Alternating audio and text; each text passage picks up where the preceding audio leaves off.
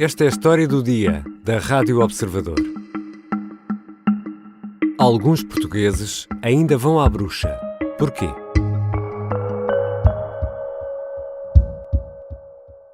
A mãe de Jéssica tinha problemas na relação com o companheiro, procurou ajuda junto da mulher que foi detida suspeita do rapto e morte da criança. A mulher terá vendido à mãe da menina umas mezinhas, umas rezas, para lhe resolver a questão amorosa.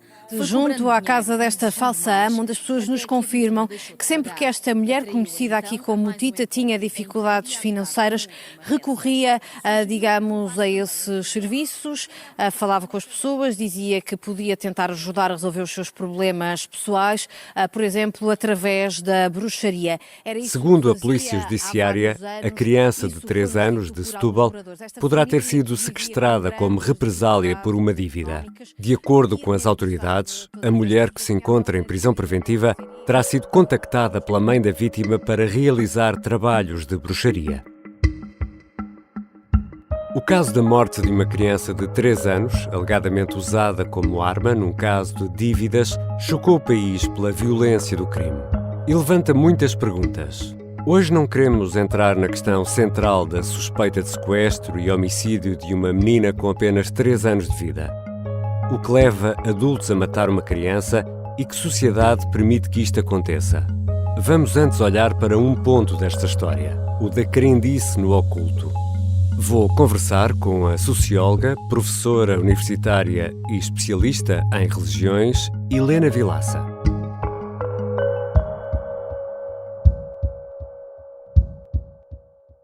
Bem-vinda, professora Helena Vilaça. Olá, Ricardo. Podemos fazer esta afirmação: o fenómeno das bruxarias e do oculto é transversal à sociedade portuguesa, em todas as classes, em todos os níveis de escolaridade? É transversal à sociedade portuguesa, embora tenha um peso maior em níveis de escolaridade mais baixos. Isto é impossível de termos uma ideia concreta. Eu fiquei já surpresa por algumas observações que fiz há uns anos, em que vi pessoas com aspecto de quem é de classe média e classe até média alta em determinados espaços. Ou seja, sente-se em meios socioeconómicos mais baixos, no entanto não é um exclusivo desses meios? Sim. E os praticantes, os alegados profissionais, quem são estas pessoas?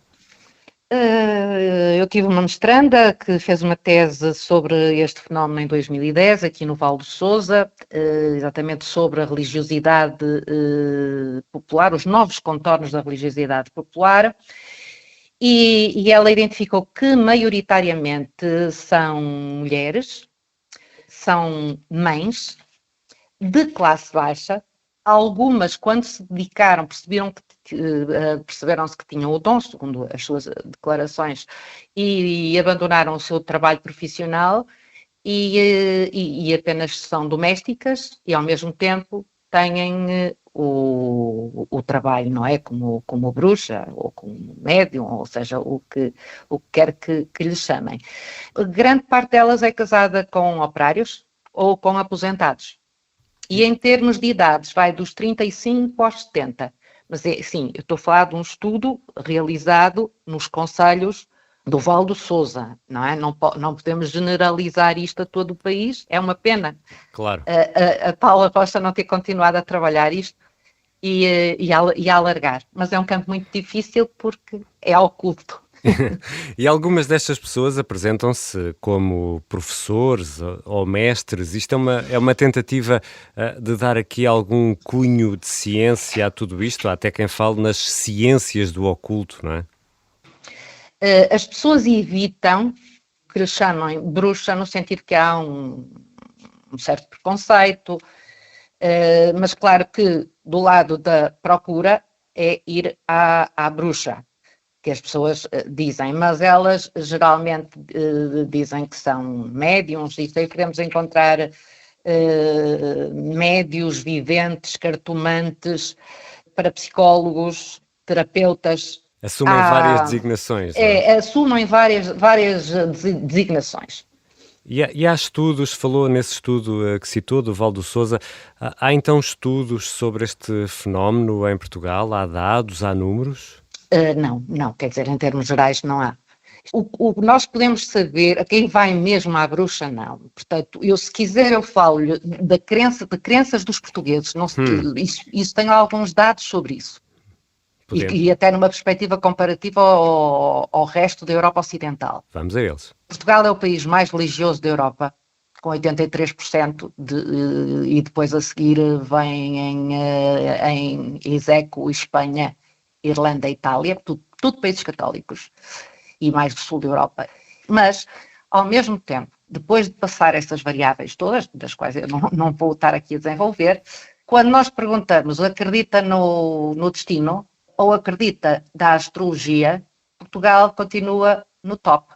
60% dos portugueses acreditam no destino, seguidos dos espanhóis, que é uma sociedade muito secularizada, e na astrologia está a execo com 30 e tal % com Espanha. Mas isso não é paradoxal? É assim, isto é paradoxal para a pessoa comum, no sentido de para quem tem crenças e quem tem convicções ou não as tem. Agora, para um sociólogo ou um antropólogo, isso a nós não nos interessa. Quer dizer, o que é fascinante nós percebermos é como as pessoas conciliam as várias coisas. Por exemplo, há declarações nesse estudo que eu referi, em que as pessoas dizem Deus é bom e sabe que eu estou em sofrimento. Ele não se importa que eu vá procurar outras coisas. Que procure uma solução mais rápida com outro método. Sim, ou então, e depois há outra coisa, o católico, porque as entrevistas que ela fez, ela não entrevistou do lado da procura, não entrevistou propriamente ninguém que vá aos consultórios, porque isso não se consegue. Agora, o que ela fez foi aplicar inquéritos a católicos à porta da missa. E tinha entrevistado os padres, e os padres disseram que pediram aos fiéis para responderem ao inquérito. Sabiam que era um trabalho sério e, portanto, colaboraram com o investigador. E, portanto, e no conjunto de respostas que as pessoas deram, muitos deles tiveram coragem de assumir que iam, não é? E conciliam as duas coisas, porque isso é algo que está muito enraizado na religiosidade popular. E como é que as religiões, as mais antigas e talvez as mais recentes, se quisermos separar aqui ou dar exemplos, por exemplo, a religião católica em Portugal e as evangélicas, lidam com tudo isto? Ora bem, falando mais em termos no cristianismo, a religião cristã em termos gerais, e depois no ramo do catolicismo e depois são todas no cristãs, protestantismo, não é? Que são todas cristãs, e os ortodoxos de leste também, estes três grandes conjuntos, mas, por exemplo, em parte a reforma protestante veio para acabar com as superstições. E, portanto, por isso é que encontra no protestantismo as igrejas despojadas de santos para não provocar a idolatria, o ser contra as relíquias, porque atribuem quase um poder mágico às relíquias. Portanto, o protestantismo é uma religião muito mais racional. Ou é uma religião, não, é um ramo do cristianismo muito mais racional. O catolicismo que sempre fechou os olhos a determinado tipo de práticas. E, portanto, há numa das entrevistas, ou até mais do que uma, os padres dizem a culpa também é da Igreja. Portanto, de ter permitido esse sincretismo. No fundo, estamos a falar de sincretismo religioso, mas o sincretismo religioso para quem, mesmo para um católico com todas as convicções e dentro da ortodoxia católica, nunca iria à bruxa. E o que é muito interessante é que, do ponto de vista da oferta, em qualquer espaço onde a Paula Rocha esteve, e onde eu também estive, há toda uma simbologia católica que está presente. A Nossa Senhora, o crucifixo, um conjunto de santos, imagens, não é? Isso é o tal paradoxo que eu falava há pouco, não é? Mas isso liberta a má consciência do católico que lá vai. E para quem olha de fora para estas práticas, e já todos tivemos no para-brisas do carro um anúncio a isto ou àquilo, os profissionais destas áreas também se adaptam e atualizam práticas.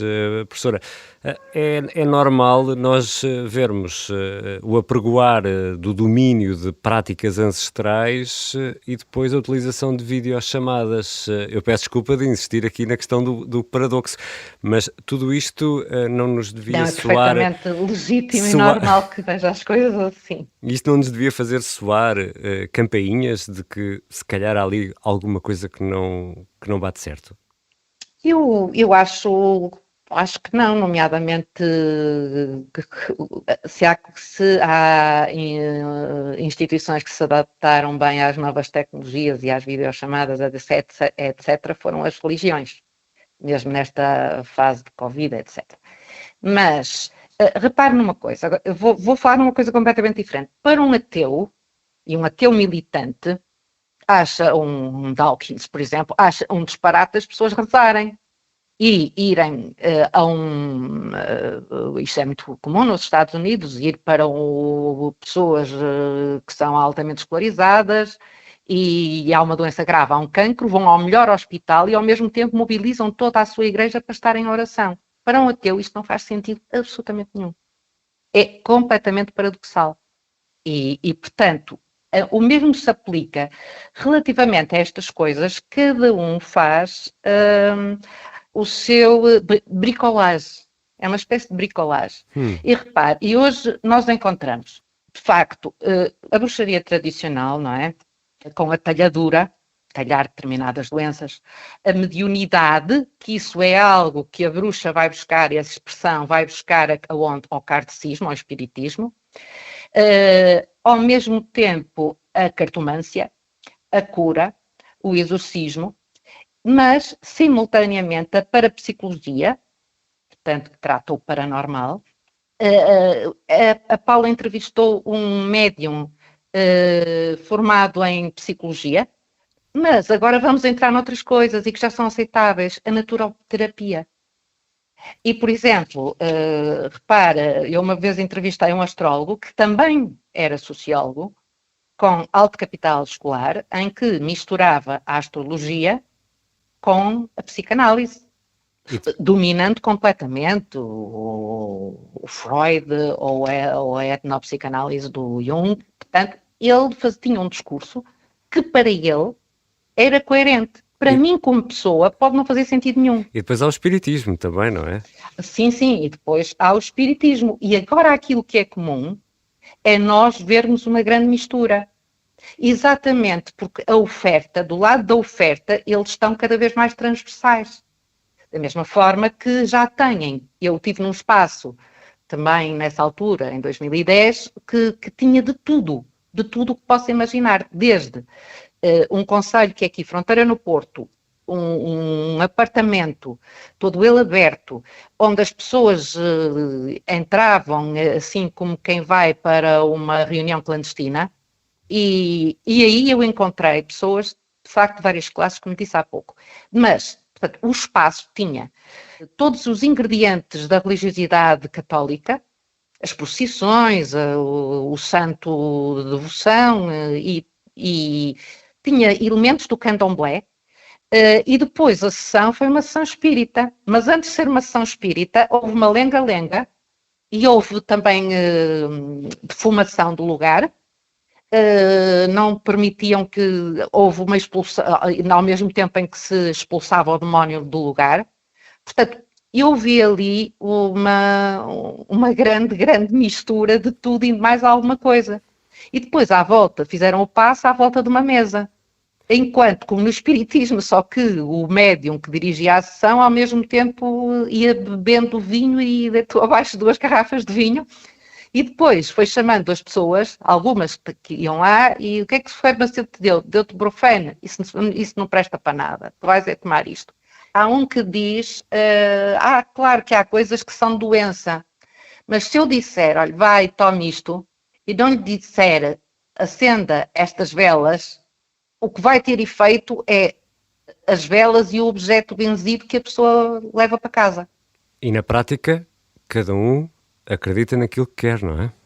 Exatamente. A questão da bruxaria, isto foi a reatualizado da bruxaria e visto que é superstição, Eu que trabalho no mundo académico, de facto, hoje as pessoas não são religiosas, algumas, e dizem que são espirituais, ou são ateias, mas são capazes de dizer, aquela pessoa transmite uma má energia, não é que não diz, lança-me um mau olhado, está a ver? São pessoas ateias a trabalhar em ciência. E há aquela frase, eu não acredito, mas respeito, não é? Sim, isso também há. Portanto, e aí tem a ver com a interrogação, com um certo agnosticismo relativamente a isso. Há uma coisa também que estes profissionais, chamemos-lhe assim, fizeram, muitos deles, e para abarcar exatamente classes sociais mais altas e mais escolarizadas, eu sou espiritual, não sou religioso. Portanto, nós temos duas coisas. Ou aquele que mistura os ingredientes, vai buscar ingredientes do catolicismo, que também lá estão presentes. E lá tanto está a Bíblia como está o livro de São Cipriano e tudo aquilo que eu referi há pouco. Mas também há os outros que dizem eu sou espiritual, não quero nada com a religião. E aí já vão para a naturoterapia, se for preciso falam no yoga, ou em chácaras. No fundo adaptam o cenário e adaptam a oferta de soluções que têm às pessoas que recebem, para que essas pessoas possam ali encontrar respostas para os problemas que têm, é isso? Sim, e também sentirem-se confortáveis com as suas convicções. Mas repare, se é uma pessoa de classe média e que já não vai à missa, que talvez tenha batizado os filhos e pronto, mas é de classe média, é citadina, é urbana e portanto, acredita na reencarnação, etc, etc. Portanto, há especialistas ou profissionais, ou portanto, os bruxos de agora, que jogam com essas crenças, percebe? Também eles criam um ambiente onde a pessoa não se sinta culpabilizada por estar naquele lugar. Professora, por tudo isso que está a dizer, podemos concluir que os portugueses não vão deixar de ir à bruxa, porque há essa adaptação. E que continuam, e não é só em Portugal. É muito comum numa vertente mais popular no sul da Europa, mas existem muitos outros lados do mundo, as crenças vão se reatualizando e, portanto, e a religião vai se transfigurando e adaptando a esta fase da modernidade. Muito obrigado, professora Helena Vilaça. Nada, foi um prazer. Helena Vilaça é professora na Universidade do Porto e há muito que se dedica à investigação na área das religiões. Orientou uma tese de mestrado sobre as crenças populares. É socióloga e tem obra publicada sobre esta matéria. Esta foi a História do Dia. A sonoplastia é da Beatriz Martel Garcia, a música do genérico do João Ribeiro. Eu sou o Ricardo Conceição. Até amanhã.